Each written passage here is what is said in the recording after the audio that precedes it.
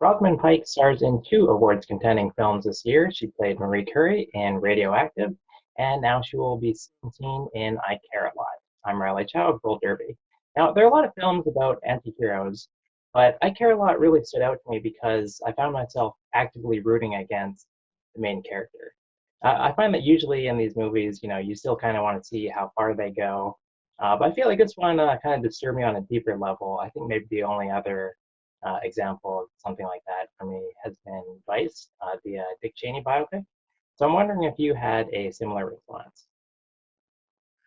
I I I still found myself sort of appalled by Marla, but yet found her utterly compelling. I think sometimes there's escapism in watching someone be very very bad, and knowing that they can't actually touch you, but you can. I wouldn't say enjoy their bad behavior because in this case Marla is she's making a victim of one of the most vulnerable sectors of society, which is the elderly, and that is shocking and disturbing whichever way you cut it. But nonetheless, as nobody else in the film is really any more decent, we soon discover.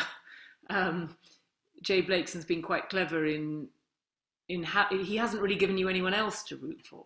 So I don't know, who did you end up rooting for, Riley? I guess Peter Dinklage, actually. I mean, he's bad, but at least I feel like I know he's bad, whereas your character is a bit more insidious, I think. I see. So you don't like the fact that you could have been duped by Marla. That's why you Exactly. feel Yeah. uncomfortable. Right. I see. No, that probably says more about you than Marla. I'm interested in that. It's it's. I think it is disturbing when somebody is good at at playing. And I think some of the most interesting villains are villains who can act because it's very unsettling when you see somebody to be ruthless and cold hearted suddenly pull off a very convincing act of being reasonable and sweet and pretty kind of affable. And I think that's what Marla does when she goes to the door of Jennifer Peterson, played by Diane Wiest. And, she's plausible in her role and sympathetic and seemingly empathetic, um, which she's not. But I think it's always sort of unsettling when you see somebody be be very adept with the kind of the tools of the trade as far as an actor goes. And and I have fun playing female characters who enjoy playing them, who enjoy playing different roles themselves within a story. I think it's sort of quite, especially something like this with this tone, which is ironic and satirical. Um, there's no part of us that's sort of saying there's no part of this film that's really allowing you to go as deep as a sort of serious drama made about this subject would go. I mean, our author, writer, director Jay, what motivated the writing of the film was deep shock and horror at the fact that this can go on in America, in the America that we know today. This sort of fraudulent pretense at being a legal guardian. And yet he thought, if I make a serious film where the hero or the heroine is the victim, it'll be so upsetting. No one will want to watch it. And in fact, probably my best bet at getting an audience and getting awareness for this subject matter is to make a dark comedy. Now you've said that you and Jay Blakeson have watched a number of films to kind of deduce where the line is between, an awful character that you still root for and an awful character that kind of loses the audience. You've named To Die For, The Wolf of Wall Street, and The Last Seduction. So I'm wondering what you can tell us about what you learned in your analysis. Well, one of the things that I came to realize is that you can't really have it both ways. In order for a character to remain fun to watch in their badness, you've kind of you've kind of got to um, never try to have a moment where you ask an audience to deeply empathize with that character. As soon as you try and get sort of emotional or try and cut the other way and beg some kind of deep understanding from the audience, I think you lose them. And I think we sort of teeter on that brink for a minute. We toy with that idea. And Jay and I also, when Marla's wife, Fran, we see her, filled with panic at the thought that Fran has been killed. And then we see the aftermath of that and what has happened to Fran, which is upsetting. And you almost cross over a line where Marla is suddenly asking for sympathy, which an audience is never going to give her, right? And then she sort of pulls back from that and is immediately, even though Fran has been kind of a victim of her plot as well, she keeps on going. She's not going to give up. And I think it's something to do with that a character, if you want a character who's bad, they've got to stay bad. They can't suddenly ask for your empathy as well as asking for your kind of attention on a sort of fun and dastardly ride. That's my theory. I don't know what you think of that, but that's what I think. Sounds good. The film makes a point a few times to talk about how men underestimate women and the relevant power dynamics there. Can you talk about how gender informs your character and the story overall? That's an interesting question. Funny enough, before we did the interview, I was thinking about that idea of, I wondered if you were going to talk about whether Marla was a bitch. It's a very easy kind of sort of comment and criticism to sort of lob at an unlikable female character. And I think of Marla's own line when she says, you can't convince a woman to do what you want. Well, you call her a bitch and threaten to kill her. And then she says, do you know how many times in my life a threat has actually turned into something? And she says, 2. And I imagine Marla is the kind of woman who's been threatened a lot.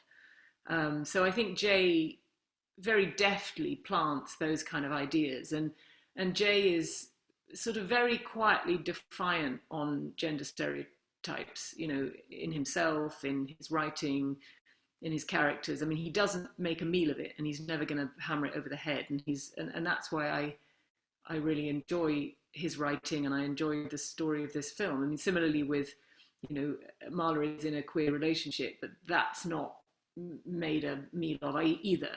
That's just a fact planted in as casually as, we've seen 100 cis relationships, straight relationships kind of planted into movies over the years, without any introduction or need for explanation or, and I think he also he was the sort of one director who, traditionally in casting, if there's been a character who's just called the director or the doctor or the detective, traditionally, it's been assumed that those characters are male. And I think anytime Jay wrote a character like that, he had a sort of, knowing, understanding of his own mind that those characters would all be women.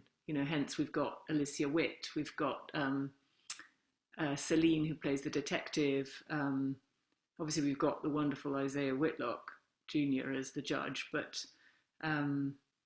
he's just quietly confident in his gender politics, Jay Blakeson, and you just think, oh, thank goodness, here's a kind of, it's just nothing is sort of handled. I don't know, it's sort of, with a kind of sledgehammer. It's just inserted and understood. So, and he plays happily with the fact that, a woman can tower over a man sometimes, as, like I do over Macon Blair in that first scene after the courtroom, or, and it's a lot of the kind of on-screen relationship of man-woman is turned on its head as well. I mean, that we're going into sort of deeper territory here, but yeah. I wanted to ask about the vaping. I saw another interview where you said that your character has a backstory as a vape shop owner. Was that in the film? No, you're not the only person to have missed it. No, it was something Jay and I talked about, and it's important it is important for me to know, why Marla is like she is. She's not born like that. I don't believe anyone is. I think we all have the capacity to behave badly if circumstance and the upbringing and what life's fallout means for you, engenders it in you. Um, I think so. I needed to know that Marla was a very particular type of person who has tried to play fair in her time. I imagine she had this vape shop, a kind of boutique, kind of pretty cool sort of bespoke vape shop. And then she was Walmarted out of business when a massive discount vaping store opened across the street. And, you know, Marla is the kind of woman who, just like she says when she has a go at Jennifer Peterson for like her mind is bringing guns into a care home. She's like, you don't do that. If you want to beat me, you come at me fair and square. You don't, and so she felt that that was just not fair play, for someone to challenge a sort of small upcoming business, which is, supposedly the icon of the American dream, it just wasn't playing fair. And I think she has the kind of, what's the word? I don't know, pride and uh, sort of, I mean, pride, I suppose, to say, you can't do that to me. And fine, I've tried it now. I've tried to play fair and square, and now sod it. I'm going to play as dirty as I can. I'm going to play dirty like all the rest of you fuckers, is what she thinks. And so we get, this extraordinary business idea that is only possible because the American system is set up for people like Marla to win. And that's why we get the satire. You're watching this kind of crime thriller where the main criminal is not actually breaking the law. I mean, she's cleverly bending it, and she's cleverly, having her meaning sort of willfully misunderstood in her favor, but she's not actually breaking the law. This role strikes me as the closest that we've come to seeing you kind of do Gone Girl again. I feel like you've played more serious, heroic characters in recent years. So why are we seeing this performance from you 6 years later instead of, say, two? Um, I think I've always been someone who, it's always about change. It's always about exploring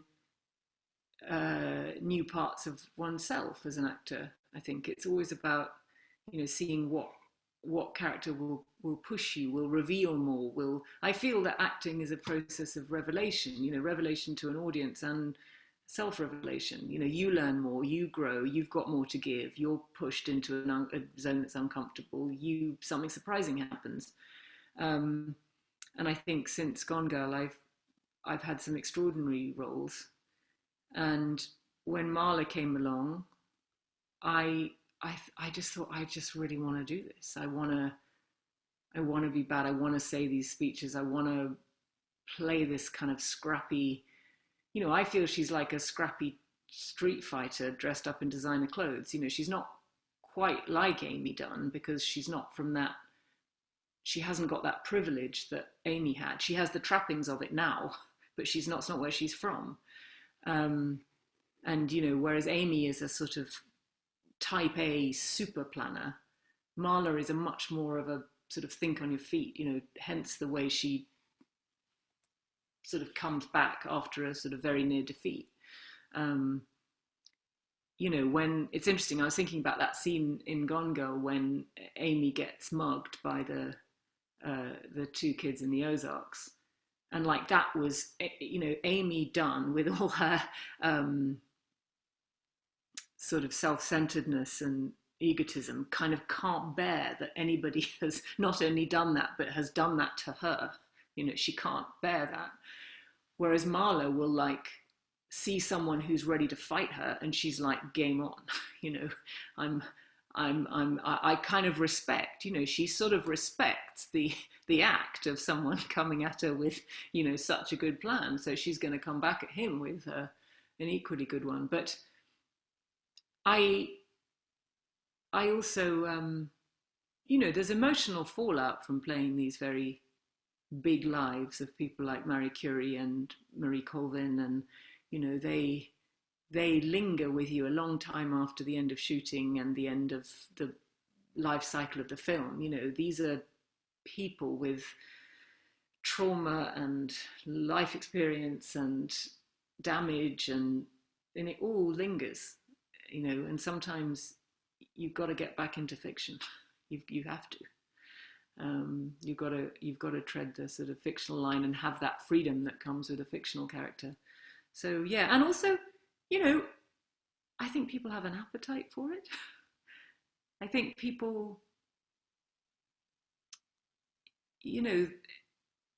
Amy did strike a chord with many people, and it was very exciting to be part of that. And if Marla appeals in a similar way, it can't be the same, but if Marla appeals in a similar way, then that's exciting to me. Yeah. And finally, I wanted to ask about your move into producing. Right now, you're in the Czech Republic making Wheel of Time that you're also starring in. I understand you're also producing, and you're also attached to the Three Body Problem. Yeah, can you speak to moving into that arena? Do you know the Three Body Problem? I haven't read the book or anything. No, it's a trilogy of the Three Body Problem is a trilogy, a science fiction trilogy by Liao Zexin, who's a brilliant Chinese science fiction writer. And we're very excited to have partnered with David Benioff and Dan Weiss and Netflix to bring something which I think is really totally extraordinary and totally unlike anything we've seen, because it's a story that originates in China, and I think it's about time that we took our attention to China in terms of the stories that culture has to tell. I mean, it's a totally different culture, and therefore the stories have a sort of exhilarating quality that feels new and feels disarming and alarming and very exciting. So that's not a vehicle or anything connected with.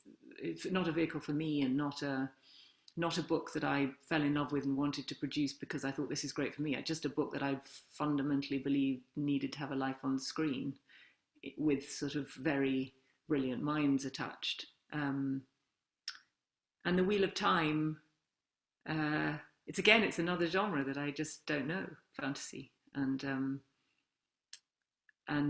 it felt like an exciting opportunity. And I thought, if I'm going to be here for a long time, then I want to be involved in a very sort of deep way. I want to go into all the, I want to understand all the elements of this and contribute more than just as an actress. So it's a real interest in other things. It's not sort of I'm looking for other books, and most of them, funnily enough, are not vehicles for me. It's just a love of literature, which is another of my passions, and I suppose a chance to be involved with stories that I never otherwise would be. I suppose it's that. Yeah. Cool. We look forward to seeing those. And Rosamund, thanks very much for taking the time to chat. We have other interviews with Oscar contenders on our YouTube channel. Thank you.